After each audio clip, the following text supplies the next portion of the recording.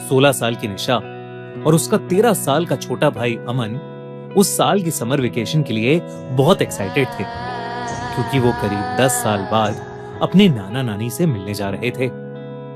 उनके नाना नानी Shimla hill station के पास एक छोटे से गांव में रहते थे। एक पुराना सा खेत वाला फार्म हाउस, जहां कभी भी लाइट चली जाती थी। पर अमन और निशा बहुत एक्साइटेड थे। ये पहली बार था जब वो अपने पेरेंट्स के बिना ट्रैवल कर रहे थे। एक लंबा सफर तय करके उनकी ट्रेन शिमला में रुकी। स्टेशन पर सिर्फ वो दोनों ही उतरे। उतरते ही उन्होंने अपने नाना नानी को देखा और बैग्स उठाकर उनकी तरफ दौड़ पड़े। नाना नानी बिल्कुल वैसे ही लग रहे थे जैसे उनकी यादों में थे, बस थोड़े कमजोर हो गए। थी और काफी गर्मी थी, लेकिन उसके बावजूद उनके नाना नानी ने शॉल ओढ़े हुए थे। उनकी आंखों में एक अजीब सा खालीपन था। चेहरे पर मुस्कुराहट तो थी, लेकिन बहुत ही नकली सी। लेकिन अमन और निशा का ध्यान इन चीजों पर गया ही नहीं। वो तो अपने नाना नानी से मिलकर बहुत खुश थे।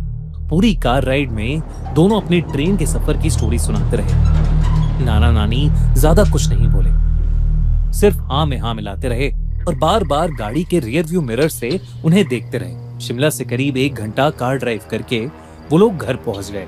उनके नाना नानी का एक बड़ा सा फार्म हाउस था, पर काफी पुराना हो चुका था। पीली दीवारें और चारों तरफ जंगली घास। ऐसा लग रहा था कि जैसे उस घर को कोई मेंटेन ही नहीं करता है। दूर दूर तक कोई और घर नहीं था। रात हो चुकी थी तो आसपास कुछ दिखाई भी नहीं दे रहा था।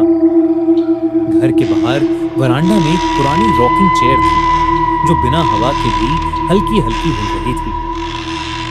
अमन ने मजाक में बोला कि ऐसी ही जगह पर हॉरर मूवीज शूट होती हैं, और दोनों भाई बहन हंस पड़े। घर के अंदर सब कुछ पुराना था।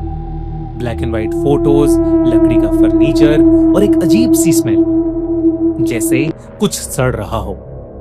जब दोनों ने मुंह बनाया तो नानी मुस्कुराते हुए बोली, ये गोबर की स्मेल है, खेतों से आ रही है। ये कहकर नानी किचन में चली गई और नाना जी ने उन्हें उनका रूम दिखाकर खाने के लिए आने को बोला। उनका रूम काफी बड़ा था, पर खिड़की से सिर्फ अंधेरा और लंबी घास दिख रही थी। थोड़ी देर बाद नानी ने खाने के लिए बुलाया। सब डिनर के लिए बैठ गए। नाना नानी उनके साथ डाइनिंग टेबल पर बैठे तो सही, पर उन्होंने कुछ खाया नहीं। बस यही रिपीट करते रहे कि वो दोनों कितने खुश हैं कि बच्चे आए हैं। ये बात दोनों बच्चों को पहले तो बहुत अजीब लगी, पर वो दोनों अपने नाना नानी से 10 साल बाद मिल रहे थे। शायद उनके नाना नानी ने उन्हें बहुत ज्यादा मिस किया था। डिनर के बाद निशा और अमन अपने रूम में चले गए। थोड़ी देर बाद नाना जी कमरे में आए। गुड नाइट कहकर नाना जी ने लाइट ऑफ की और जाने से पहले बोला, रात में यहाँ कई जानवरों की आवाजें आती हैं, डरना नहीं और कमरे के बाहर बिल्कुल भी मत निकलना। ये कहकर नाना जी उनके कमरे से चले गए और थके हुए बच्चे कब सोए। टूटी हुई छत से चांदनी छन रही थी, एक सफेद साये को रोशन कर रही थी, जो उनकी तरफ पीठ करके खड़ा था। उसके बाल अविश्वसनीय रूप से लंबे थे, जो काली नदियों की तरह फर्श पर फैले हुए थे। और जैसे ही वह मुड़ी, टॉर्च जोर से टिमटिमाई और फिर उन्हें लगभग अंधेरे खुद को नहीं बल्कि अपनी जगह पर खड़ी चुड़ैल को देखा। उसका चेहरा उसके चेहरे से कुछ इंच दूर, उसके बाल उसके कंधों पर फैले हुए, उसकी मुस्कान इतनी चौड़ी कि उसका चेहरा 2 हिस्सों में बंट जाए। तुम मुझ पर हंसने आए थे, अब तुम मेरे साथ रहोगे। दोनों को उठाने आते। निशा अपना ज्यादातर समय एक विंडो के पास बैठकर स्केचिंग करते हुए बिताती थी। उस विंडो से सिर्फ पेड़ दिखते थे, सारे के सारे एकदम एक जैसे। अमन घर के आसपास घूमता रहता या घर के पीछे के कोने में एक पुराने झूले पर बैठकर अपने वॉकमैन पर गाने सुनते रहता। नाना नानी हर दोपहर ये कहकर घर से निकल जाते कि वो दोनों खेत में काम करने जा रहे हैं, और सीधा रात को वापस आते। घर में एक लैंडलाइन फोन भी था, पर वो खराब पड़ा था, तो वो बच्चे अपने मम्मी पापा से भी बात नहीं कर पा रहे थे। कुछ छोटी छोटी चीजें भी थीं जो थोड़ी अजीब थीं, जैसे नाना नानी कभी भी उनके साथ कुछ खाते नहीं थे। हर बार कोई ना कोई बहाना करके दोनों डाइनिंग टेबल पर बस बैठे रहते। एक बार अमन ने देखा कि किचन में फ्रिज खुला हुआ था और अंदर सिर्फ एक पतीला था जिसमें कोई लाल गाढ़ा सा लिक्विड था। जब उसने पूछा तो नानी ने सिर्फ इतना कहा कि वो एक पुरानी फैमिली रेसिपी है और वो जोर जोर से हंसने लगी। अक्सर नानी बेवजह जोर जोर से हंसना शुरू कर देती थी और नाना जी कई घंटों तक एक ही जगह बैठकर सामने किसी चीज को घूरते रहते। दोनों भाई बहन को लगा कि ये सब बुढ़ापे की निशानी है। उस रात निशा की आंख किसी आवाज से खुली। आवाज दरवाजे के बाहर से आई थी। तभी दरवाजे के नीचे से एक बड़ी सी शैडो गुजरी।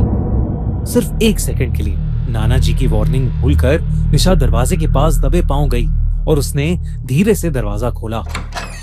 वो अजीब सी बदबू अब और तेज हो गई थी। सामने अंधेरा था पर किसी के गुर्राने की आवाज आ रही थी। वो कोई जानवर नहीं लग रहा था, वो कुछ और ही था। इससे पहले कि निशा उसके पास जाकर कुछ समझ पाती, अचानक से किसी ने उसके कंधे पर हाथ रखा और उसकी चीख निकल गई। उसके पीछे उसकी नानी थी। उनके चेहरे पर अब भी वही अजीब सी नकली स्माइल थी और उनका चेहरा अजीब सा सफेद पड़ चुका था। उन्होंने निशा को सोने को कहा। घबराई हुई निशा चुपचाप अपने कमरे में वापस आ गई, लेकिन वो डर के मारे सो ही नहीं पा रही थी। निशा को अब उस जगह से एक घबराहट होने लगी थी। अगली सुबह नाना नानी उसके कमरे में आए। दोनों का चेहरा बिल्कुल नॉर्मल था। रोज की तरह वो बोले, नाश्ता किचन में है और वो खेत में काम करने जा रहे हैं। जैसे ही निशा को मेन डोर बंद होने की आवाज आई, उसने राहत की सांस ली। उस दोपहर अमन बाहर झूले पर बैठकर अपना हॉलिडे होमवर्क कर रहा था जब उसे घर के अंदर से कुछ बच्चों के खेलने की आवाज आई। उसने पीछे वाली खिड़की से झांका तो उसे एक परछाई दिखी, मानो किसी छोटे से लड़के की हो। अमन को लगा कि शायद घर पर मेहमान आए हैं, पर जब वो घर के अंदर गया तो वहां निशा के अलावा कोई नहीं था। वो पूरे घर में उस लड़के को ढूंढने लगा और तब उसका ध्यान ड्राइंग रूम में पड़ी ब्लैक एंड व्हाइट फोटोज पर गया। बीच में उनके नाना नानी की एक बड़ी सी फोटो थी और उनकी आंखों से खून बह रहा था। ये देखकर अमन डर गया। उसने फौरन निशा को बुलाकर वो फोटोज दिखाई, लेकिन तब वो फोटोज एकदम नॉर्मल थी। निशा ने भी अमन को अपने साथ हुआ कल रात का किस्सा बताया। दोनों बच्चों के हाथ पैर ठंडे पड़ चुके थे। आखिर चल क्या रहा था उस घर में? घर में टोटल 3 कमरे थे। उनके नाना नानी का रूम फर्स्ट फ्लोर पर था और वो हमेशा ही बंद रहता था। ऐसा लग रहा था कि जैसे वो गंदी सी बदबू उन्हीं के कमरे से आ रही है।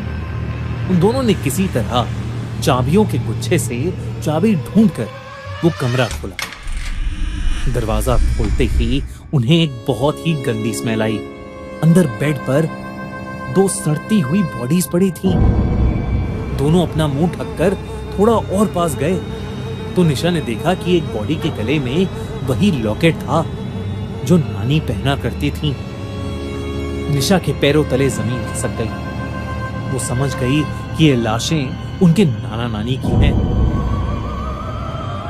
पर अगर ये लाशें उनके नाना नानी की हैं, तो वो कौन हैं जिनके साथ वो रह रहे हैं? दोस्तों, ये था इस कहानी का पार्ट 1। इसका पार्ट 2 देखने के लिए सब्सक्राइब करो हमारा चैनल खूनी मंडे और देखो अगले हफ्ते कि इस कहानी में आगे क्या होता है। और हाँ, अगर वेट नहीं हो रहा